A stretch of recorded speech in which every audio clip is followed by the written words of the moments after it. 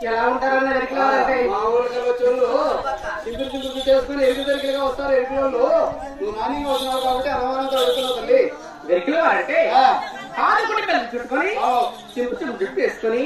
వెరికల దొరికలుగా ఉంటారు వెరికల వారు అవునవును అన్నయ్య నా యొక్క నా పిల్లల సాక్షిగా నిక్కమైన ఎరుగులాంటారు నువ్వు చెప్తావు నిక్కమైన వెరికల సరే ఏ ఊరు నుంచి వచ్చినావు మీ కులవృత్తి ఏమిటి అన్నయ్య నువ్వేం పని చేస్తావు మీరు వెరికల వారి కదా మా కులవృత్తి ఉండేది అని అడుగుతున్నా అది ముందు చెప్పు మా కులవృత్తి చెప్తే చెప్పు అమ్మా నకలల్లం పికలల్లం స్వామి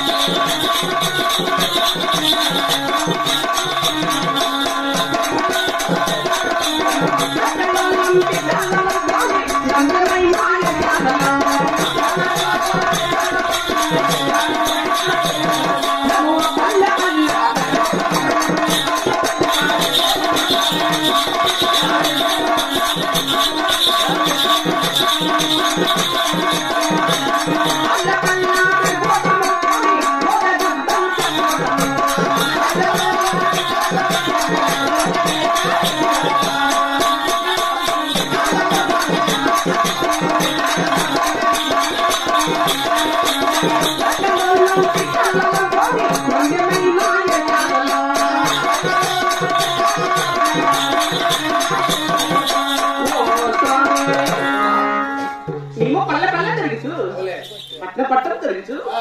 సోదయము సోది అంటూ గది అంటూ సగిన శాస్త్రము చెప్తాను సగిన శాస్త్రం చెప్పుకుంటూ ఊర్ల మీద వస్తున్నావు అన్నమాట నువ్వు ఏ ఊరు నుంచి వచ్చినావు ఏం చెప్పుకుంటూ అన్నయ్య వినపమ్మ వచ్చలే విన్నపమ్మ ఒకటి కనపమ్మ మా ఊరు నడిపేమో మన చెప్పనా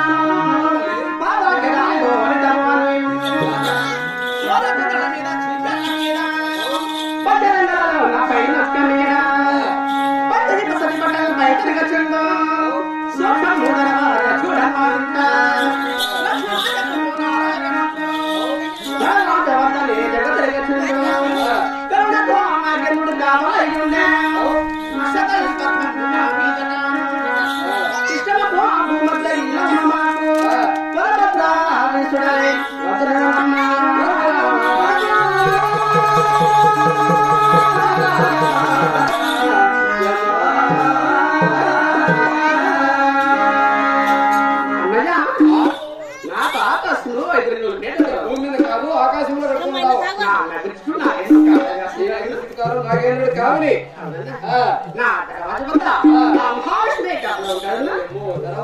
మహావిష్ణువునే కావలి పెట్టామంటే నువ్వు చాలా పవిత్రమైన ఎరుకులాచారమైనట్టున్నావమ్మా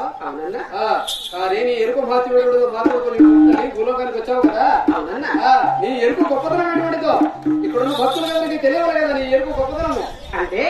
నీవే వెరకమాచారనుకున్నావు అవును నీ వెరక మాత్రమే అడుగుతున్నావు అవును చెప్తాలి నా వెరక మాత్రం చెప్తాను చెప్పుడే వెరకాకి